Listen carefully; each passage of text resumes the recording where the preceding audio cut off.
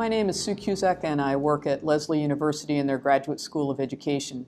I've been there for a while now, and my area of work is related to educational technology, but I've had a bit of a meandering walk in that journey. My focus when talking about education or technology or anything like that is always grounded in trying to promote access for learners, particularly underserved and underrepresented. We are in a time in education when it's almost hard to imagine, but we actually know a lot about how kids learn. And unfortunately, we don't see enough evidence of that type of effective pedagogy and practice out in the field. It's a very complex time for children in education. But right now, my passions have been drifting in the area of maker-based pedagogy. When we think about making an education, it's in an education context. It honors the fact that educators have a job to do that is often aligned to the standards. But what we find is unique about making in an education context is that that creates an opportunity for project-based learning, interdisciplinary type activities that are student-centered. And it gives children an opportunity to experience learning in a way that they can assume a higher level of control over their thinking. They can engage in learning in a way that's more kinesthetic and hands-on. It's social. Learning is a social act. It creates the opportunity for an iterative design thinking process that is collaborative, that can be reliant on your peers to help you shape and form and restructure an idea. And so it's all of those subtle behaviors and levels of engagement that I think are critical for enhancing the teaching and learning experience in today's classrooms.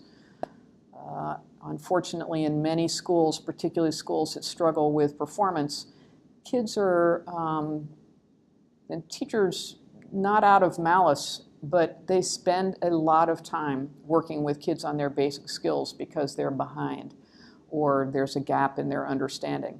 But the more time that we spend with kids on their basic skills, the more likely it is that we are systematically denying them access to think critically, to be creative, to engage in innovative practices that their counterparts in more affluent districts routinely submerge their kids in.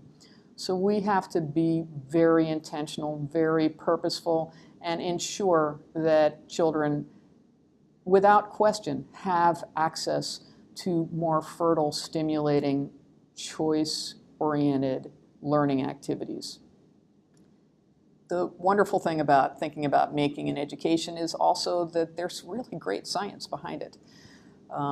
When we think about kids and what it takes for them to learn something today, engagement, meaningful engagement, that emotional connection is central to moving their knowledge from short-term memory to long-term memory. There's a good amount of data to show that a traditional learning activity and an arts-based or maker-infused activity, kids may learn the same thing on the test. They may demonstrate the same level of understanding after a unit. But 6 months from now, it'll be the maker and arts-based or STEAM activity experience where the kids are able to demonstrate learning still. Yet in a traditional space, those kids will have forgotten what they learned.